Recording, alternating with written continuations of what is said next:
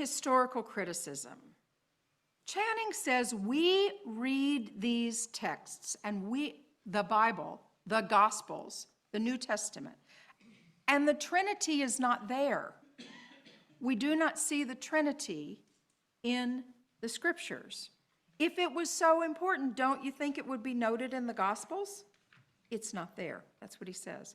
So he lifts up and affirms the unity, not the Trinity, the unity of God.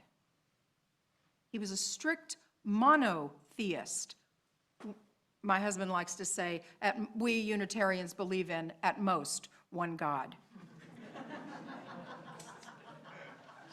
He also talked about the unity of Jesus, that this prophet and preacher and rabbi and teacher is of a single nature, divine, not divine, but human, and furthermore, not depraved.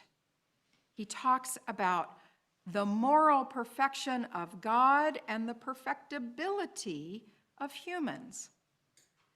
This is an answer to Calvinism saying that God is capricious in who God elects for salvation. I'll digress to a joke here.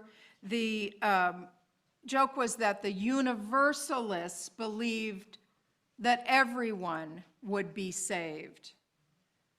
No, wait, let me tell it right. The Universalists believed that God was too good to damn them, and the Unitarians believed they were too good to be damned.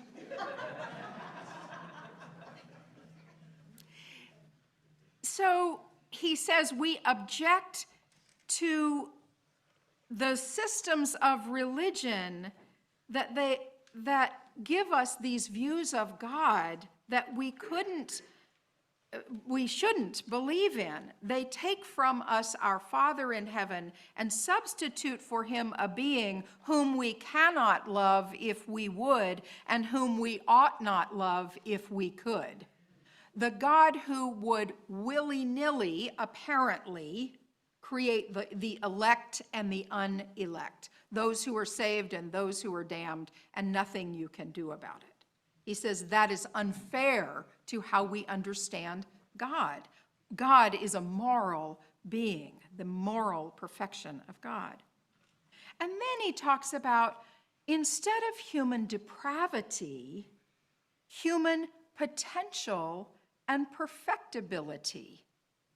That humans are full of potential. We are not defined by our sinful nature, but by our potential, and as he referred to it, perfectibility. Now, we could go back and forth with perfectibility. There's a little growing edge to that. But Unitarians later took this formulation. Instead of the 5 points of Calvinism, they talked about the 5 points of Unitarianism. The fatherhood, it's definitely a parental place, the fatherhood of God, the brotherhood of man, the leadership of Jesus, salvation by character, how we behave in the world, and progress of mankind upward and onward forever. Now, we can do a whole nother sermon about how that might be problematic, about how everybody might not be in that line, and how perfectibility, our desire for being perfect, cuts us off from our ability to be vulnerable.